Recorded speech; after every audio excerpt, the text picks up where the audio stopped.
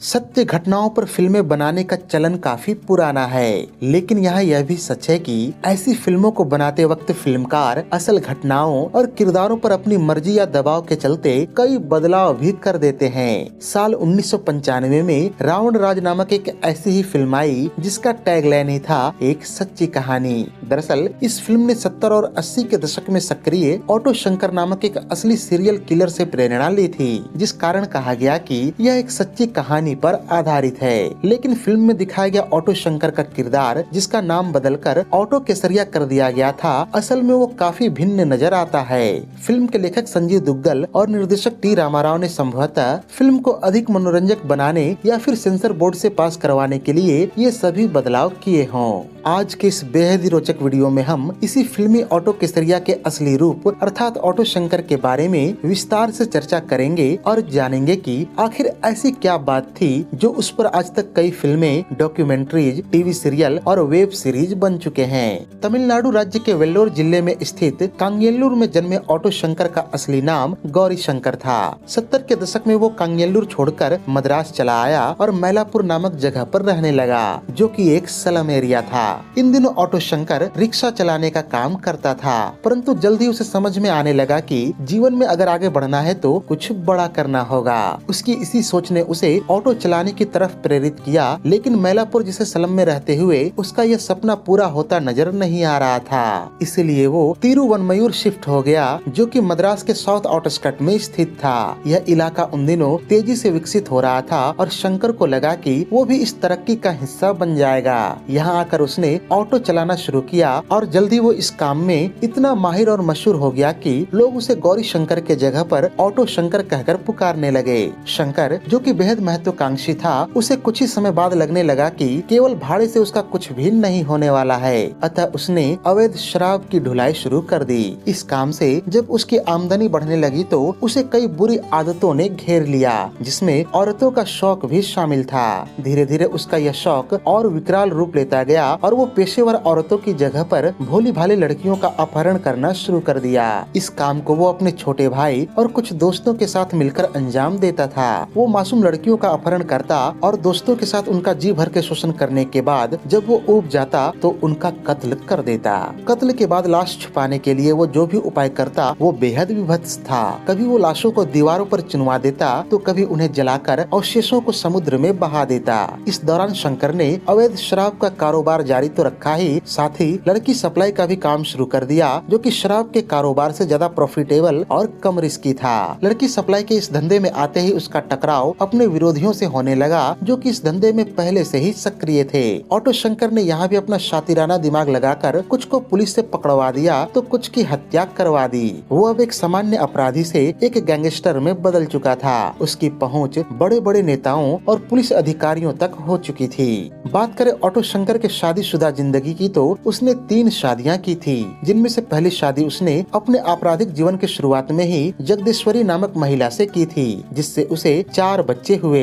लेकिन जैसे जैसे ऑटो शंकर अपराध की सीढ़ियां चढ़ता गया वो अपनी पत्नी से दूर होने लगा और एक समय ऐसा भी आया कि उसकी काली करतूतों से शर्मसार होकर उसकी पत्नी जगदीश्वरी ने आत्महत्या कर ली। जगदीश्वरी के मरने के कुछ ही दिनों बाद ऑटो शंकर ने गीता सुंदरी नामक एक अन्य महिला से शादी कर ली। कहा जाता है कि गीता सुंदरी ने भी ऑटो शंकर को सुधारने की काफी कोशिश की थी, लेकिन वो असफल रही, जिसके बाद उसने भी खुद को जलाकर आत्महत्या कर ली थी। ऑटो शंकर की तीसरी पत्नी के रूप में जिक्र आता है ललिता का, जो कि पेशे से एक कैबरे डांसर थी। शादी के शुरुआती कुछ दिनों में शंकर और ललिता के संबंध तो अच्छे रहे, लेकिन आगे चलकर ललिता का अवैध संबंध शंकर के दोस्त सुदलाई मुथु से स्थापित हो गया, जो कि स्वयं भी एक अपराधी ही था। इसी क्रम में एक दिन मौका पाकर ललिता सुदलाई मुथु के साथ भाग गई और देह व्यापार में अपना स्वयं का कारोबार शुरू कर दिया।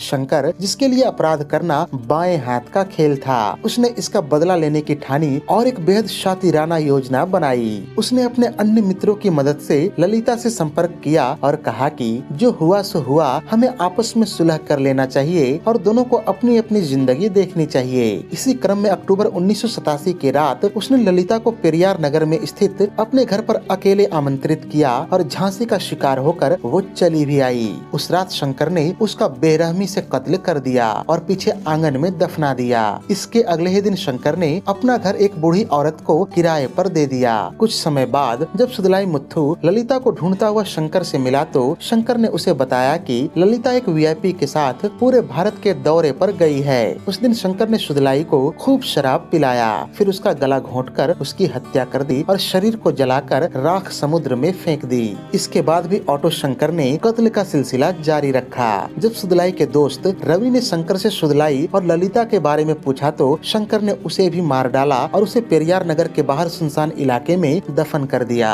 अब तक शंकर अपनी शातिराना दिमाग से हर बार बचता रहा, लेकिन वो कहते हैं न कि अति का एक दिन अंत अवश्य होता है। 29 मई 1988 वो दिन था जब ऑटो शंकर ने अपने ताबूत पर पहली कील ठोकी। दरअसल इन दिनों उसका देह व्यापार वाला धंधा खूब फल फूल रहा था और उसके 3 प्रतिद्वंदियों संपत, मोहन और गोविंद राज को यह दिन रात खटकता था। एक दिन तीनों ने शंकर से रंगदारी की मांग की और नहीं देने के सूरत में उसे मार डालने की धमकी दी। शातिर शंकर ने उन्हें भुगतान करने का वादा करके अपने घर बुलाया और फिर उन्हें पीट पीट कर मार डाला तथा उनकी लाशों को दफन कर दिया। अगले कुछ दिनों बाद तीनों के परिजन उन्हें ढूंढते रहे और जून के अंत में संपत की पत्नी विजया ने मैलापुर पुलिस थाने में शिकायत दर्ज कर दी, जिसमें यह कहा गया कि उसका पति लापता है और इसके लिए शंकर ही जिम्मेवार हो सकता है। मामले की पेचीदगी को देखते हुए मैलापुर पुलिस ने विजया को तिरुवनमयूर पुलिस में शिकायत दर्ज करने की सलाह दी। लाचार विजया ने ये भी काम किया और इसके परिणाम स्वरूप ऑटो शंकर को गिरफ्तार कर लिया गया, लेकिन कुछ ही समय बाद उसने अपनी पहुंच का इस्तेमाल करके खुद को छुड़ा लिया। विजया अब भी हार मानने को तैयार नहीं थी और उसने व्याकुल होकर अपने पड़ोस में रहने वाले एक पत्रकार से मदद मांगी, जिसने एक लेख प्रकाशित किया जिसमें कहा गया कि विजया के पति की हत्या हो गई होगी। इसी दौरान शहर में 9 लड़कियों के गायब होने की बात सामने आई और उनके परिजनों ने ऑटो शंकर के रैकेट पर संदेह जताया। इसी बीच ऑटो शंकर ने शुभ लक्ष्मी नाम की एक लड़की को अगवा करने की कोशिश की, लेकिन वह बच निकली और सीधे पुलिस स्टेशन जाकर शिकायत दर्ज करा दी। अगले दिन ऑटो शंकर को गिरफ्तार कर लिया गया, लेकिन नेताओं से मजबूत गठजोड़ के चलते उसी दिन उसे जमानत मिल गई। लेकिन जब तमिलनाडु के सीएम एमजी रामचंद्रन की मौत के बाद सूबे में राज्यपाल का शासन लग गया तो गायब लड़कियों के परिजन तत्कालीन राज्यपाल के पास जा पहुँचे। राज्यपाल से परिजनों की मुलाकात के भारी दबाव के बीच में पुलिस ने ऑटो शंकर के अहम सदस्य एल्डिन को दबोचकर सरकारी गवाह बना लिया। फिर ऑटो शंकर को गिरफ्तार कर लिया गया और उसने भी अपने जुर्म कबूल कर लिए।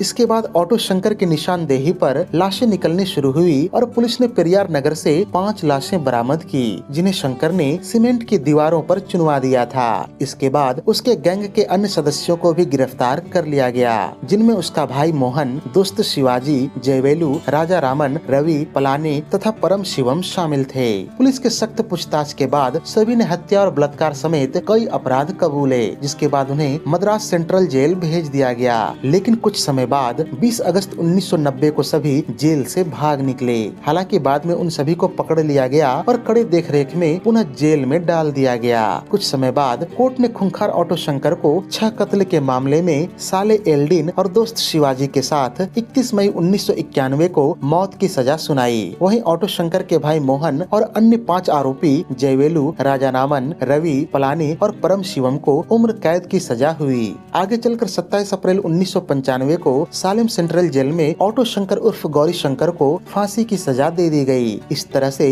मद्रास में एक दुर्दांत अपराधी का आतंक सदा के लिए खत्म हो गया।